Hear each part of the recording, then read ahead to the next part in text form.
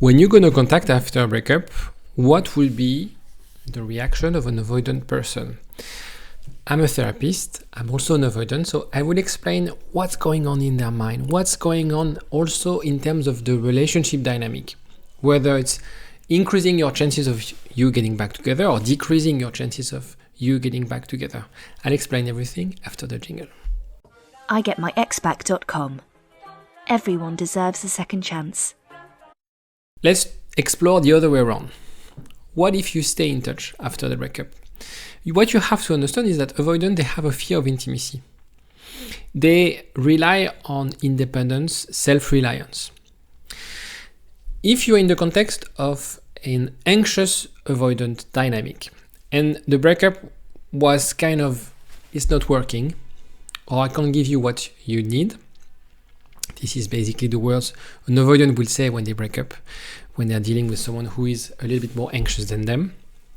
What they need is space. And the breakup is a way for them to get that space.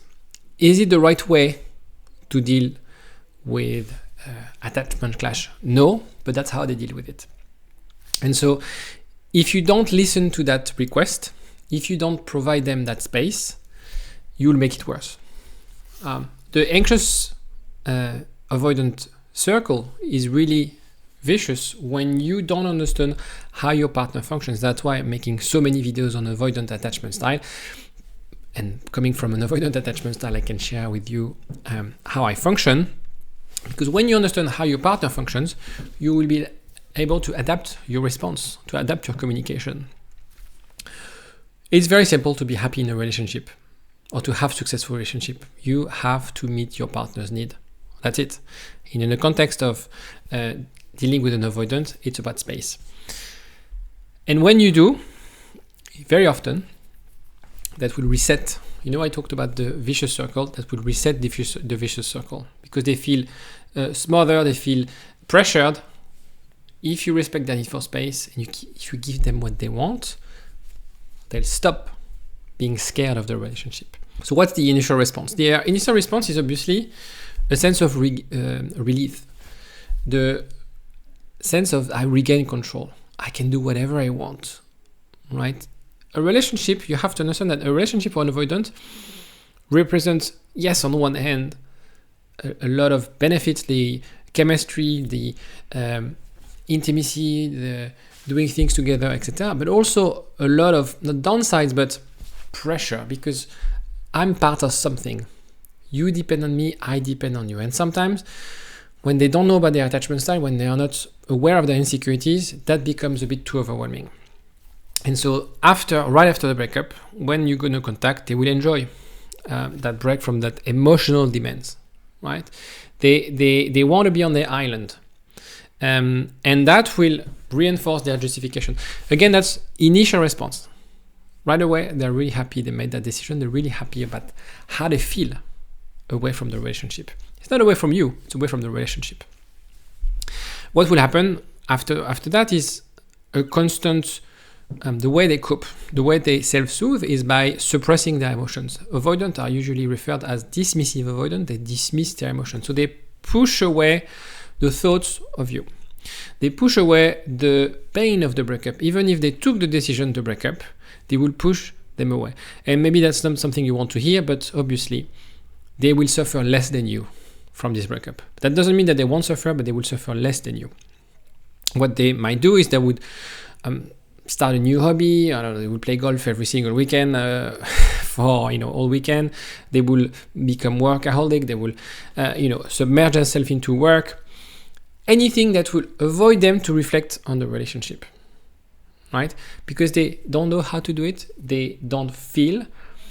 Being emotional, being sad, being anxious, it's something they want to avoid. And they manage to suppress it in childhood. And so they develop this, they think it's a resilience, it's a form of resilience, but in a way what they're doing is just like putting the problem on the side and not dealing with the problem. And when you do that, spoiler alert, things resurface. So what will happen is that you have this sort of hidden anxiety. Subconsciously, there will be stress about it. Because if you think about it, we all have a deep need to be attached to what we call a primary attachment figure. It starts as babies. In our childhood, we are attached to our primary attachment figure, and then that transition to our partner. The thing is, avoidant, they suppress this. They feel like, no strings attached. It's too complex. In childhood, I managed to do it on my own. This is what I value. This is my baseline. This is where I feel safe. And therefore, if I transition from a relationship to another one, I still need to feel my independence. However, I do feel the need to be connected with someone. So there's always this on and off. I like the idea of being in a relationship. That's why also the confusing part is that when you start a relationship with someone avoidant, you feel like, oh, wow, they are very invested. They are super interested. They are super caring. They give me gifts. We have great conversation. Because at the beginning, they don't feel the constraints of the relationship. But then after a few months, few years, sometimes, or a triggering event, they will push back because they will replay these scenarios like, okay, it's too much for me. And they will have this, especially after a breakup, especially when you go into contact, they will start reflecting on, okay, what do I want? And I'll come to that in a second about this reflection. Coming from an avoidant background, it's not that we don't want a relationship. It's that, yes, we want to have kids, family, relationship. We'll have, having intimacy with people, etc. But it's just the idea of the relationship. It's just the, when sort of you live in the relationship, when you make it happen, you realize, oh, okay, there's a list of things that comes with that. So we like the idea of being in love. You can be an avoidant and be super romantic because you like the concept of it. But then when it's a reality, you see also all the constraints. You also see all the things that come in the package, right? And usually it's not necessarily about you. So maybe if you have an anxious attachment style, you have to readjust, and we'll discuss that in a second. But that comes also from them and how they perceive a relationship. And so they will struggle with this inner conflict of, I want to be in a relationship, but still, it's painful. I'm scared of intimacy. What will often happen is they will realize what they've lost, but it will take a bit of time. Way more time than someone who's anxious or secure. As I said, because they don't deal with the emotions, those emotions will resurface at some stage. They will feel like there's something missing in my life. There's something wrong with me. I need to do something. I was like this. They will recognize deeper feelings over time. And it also comes with maturity. If you are in your 20s and your partner, or if your partner is in his or her 20s, that realization of, I want something else, there's something wrong with me. Usually people in their 20s, they don't feel the need to be in a committed relationship, unfortunately. So if you're dealing with an avoidant and he or she is in her 20s, his or her 20s, it's going to be very hard for you to bet on the fact that they will have this realization. Even if you were madly in love, unfortunately. Will they change?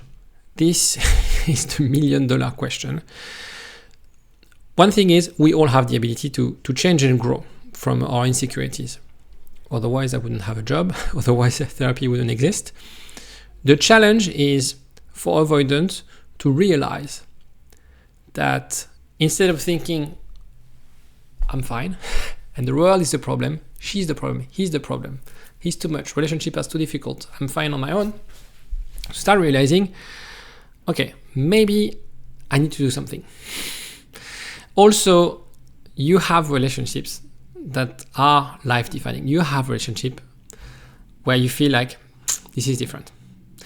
And for avoidance, like I touched something that changed me, that changed the way I, perceive relationship or the way I felt. You would hear things like I've never felt like this before. I've never said this to anyone else. So it's kind of the relationship, where for the first time they were vulnerable. They opened up. And sometimes they are very scared of doing that. Sometimes, and it's very frequent, where you would have an avoidant opening up and breaking up very quickly after because they feel like, wow, I went too far. Now there's no way back. They know me. They know my vulnerability. I'm freaking out.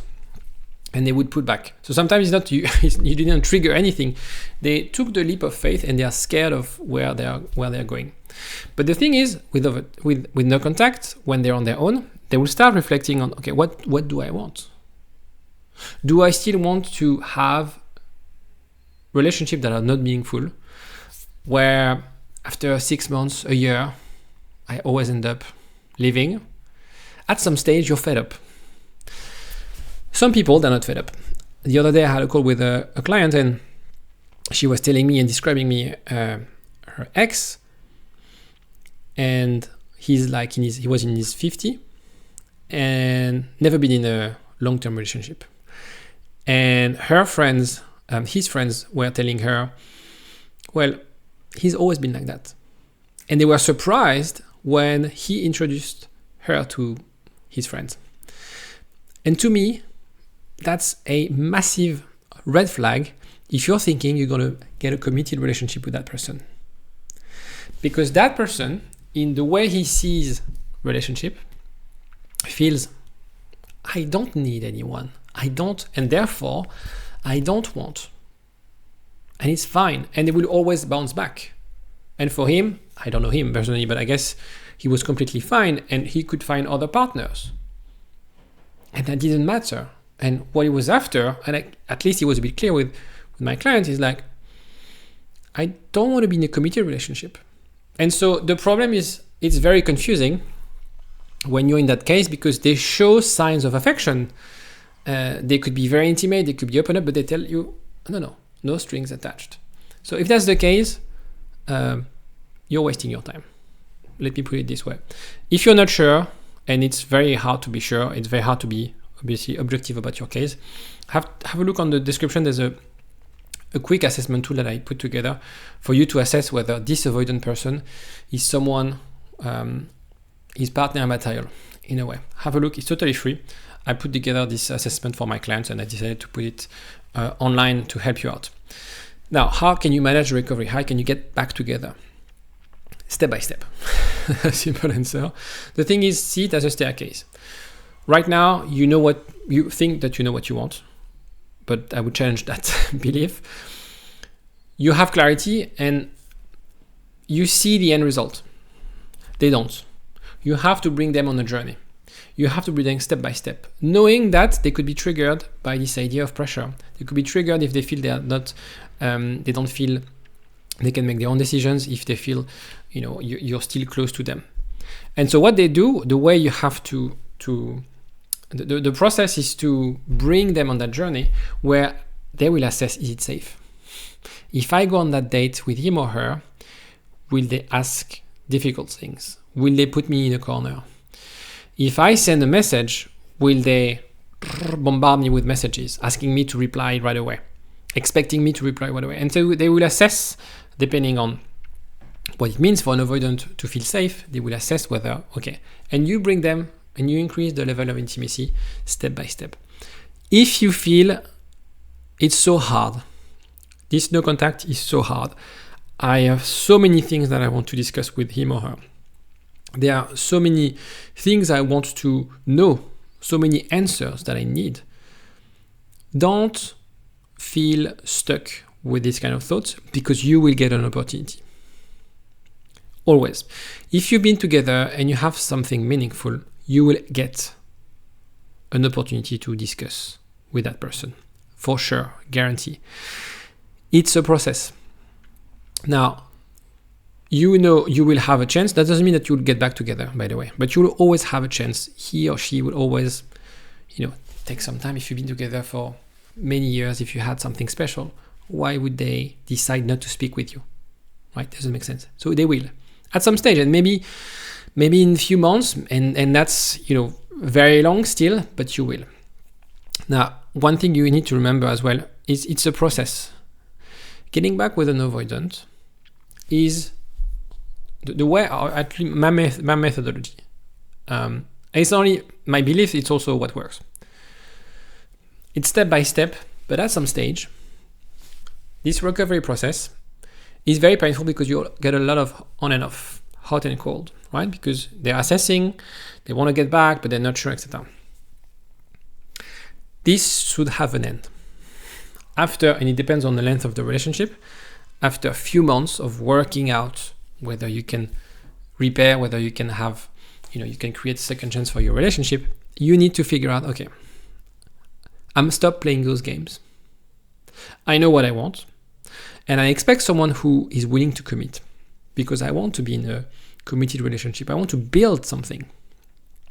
If you feel that this person is stuck in that loop of on and off, you have to stop.